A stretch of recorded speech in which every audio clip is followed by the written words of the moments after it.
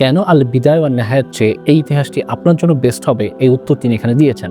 ইতিহাসটাকে খুব জটিল করে নিয়েছি আমরা, বিশেষ করে তরুণরা যারা উপন্যাস বা হালকা শব্দের গদ্য পড়তে পড়তে অভ্যস্ত, তারা ইতিহাসটা খুব জটিলভাবে দেখে। বিশেষ করে মুসলিম উম্মার ইতিহাস, সাল, শাসক মনে রাখা তাদের কাছে খুবই জটিল। এক্ষেত্রে অনেকেই প্রশ্ন করে ইতিহাস আসলে কেন করা উচিত। আমি বলবো, নিজের বংশের তালিকা, ধারা, পরিচয় যেমন জানা জরুরি, একজন মুসলমান বর্তমান সময়ে বেঁচে থাকতে হলে তার ইতিহাস জানা জরুরি। এখন দ্বিতীয় প্রশ্ন আসে যে কোন ইতিহাসটি পড়বো, আল বিদায় ওয়ান নেহায়া, তারিখে তাবারি, কোনটি? মুসলিম উম্মার ইতিহাসের লেখক এখানে বিস্তারিত খুব সুন্দরভাবে বিষয়টি বুঝিয়েছেন।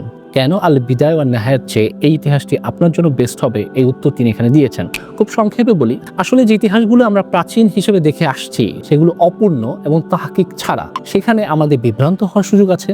সেখানে নানাভাবে নানা বর্ণনার মাধ্যমে সাহাবা একরামকে ভুলভাবে উপস্থাপন করা হয়েছে, যা মুসলিম হিসেবে আমাদের পড়া, জানা, বিশ্বাস করা দুটোই অনুচিত। সেই জায়গায় মুসলিম উম্মাহ ইতিহাস আপনার জন্য সেফ। এখানে তাহকিক করা হয়েছে এবং শুরু থেকে একেবারে শেষ পর্যন্ত লেখক লিখে যাচ্ছেন, বলা যায় সিরিজটি এখনো চলমান আছেন। তাই দ্বিধা না করে অনুমোদিত অনুবাদ মুসলিম উম্মাহ ইতিহাস সংগ্রহ করুন।